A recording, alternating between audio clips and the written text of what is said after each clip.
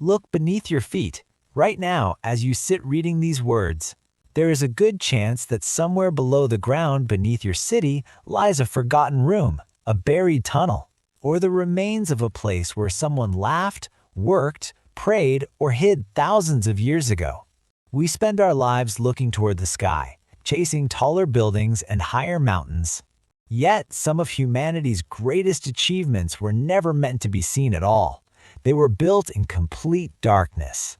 And the deeper archaeologists dig, the stranger the story becomes, because history isn't just buried beneath the sand. In many places, history is buried beneath history. Entire civilizations have been stacked on top of one another like pages in a book, each generation unknowingly walking across the rooftops of people who disappeared centuries before them.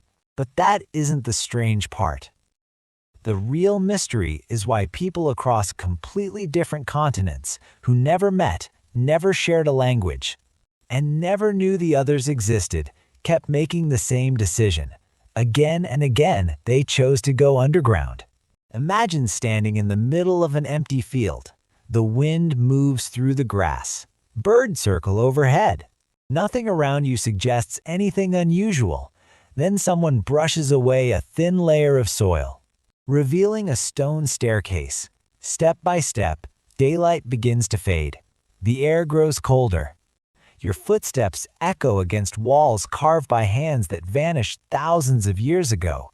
At the bottom, an entire hidden world opens before you. Rooms, hallways, storage chambers, wells, ventilation shafts. A city where thousands of people once lived without the sun ever touching their faces. Who builds a city beneath another city? The obvious answer is protection. Throughout history, invading armies burned villages, stole food, and destroyed everything in their path. Underground, people could hide from enemies that never knew they were there. It sounds simple, logical, almost obvious. But archaeologists soon discovered structures that made that explanation feel incomplete.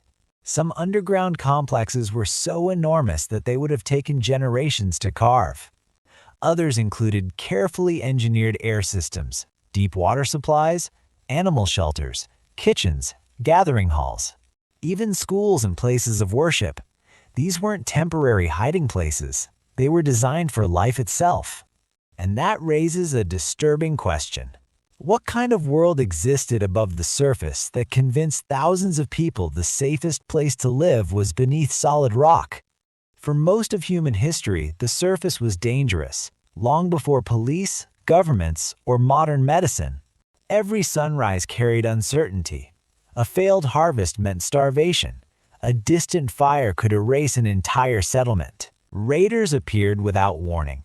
Empires rose and collapsed faster than a single lifetime. Nature itself seemed determined to remind humanity how small it really was. Yet despite all of that, people continued building monuments that reached toward the heavens. Pyramids, temples, towers, palaces. So why? At exactly the same time in many regions, were others digging downward instead? The answer begins with a simple truth that modern life allows us to forget. The ground beneath your feet is one of the most stable environments on Earth. While temperatures above can swing from freezing nights to scorching afternoons, just a few meters below the surface, the climate barely changes. Food lasts longer. Water evaporates more slowly. Fires spread less easily. Strong winds disappear. Even sound behaves differently, swallowed by layers of stone. Without electricity, concrete, or steel, ancient people had already discovered something engineers still use today. Sometimes the smartest way to survive isn't by building higher, it's by disappearing. But then, archaeologists uncovered places that made survival seem like only part of the story. Some underground passages stretched far beyond what was necessary. Narrow corridors twisted through solid bedrock before opening into enormous chambers whose purpose remains uncertain. Hidden doors blended perfectly into walls. Secret escape routes connected distant sections. Some tunnels became so tight that only one person could pass at a time before suddenly expanding into massive communal spaces. It almost feels as though these places expected visitors and also feared them. And this is where the story becomes even stranger. Thousands of years separate many of these underground worlds.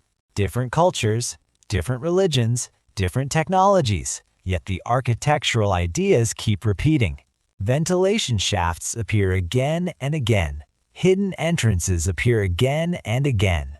Complex drainage systems appear again and again.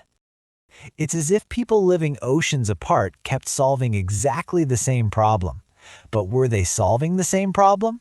Or preparing for the same fear? The deeper we dig into history, the less certain our assumptions become. Every buried staircase challenges the comforting idea that the past was simple.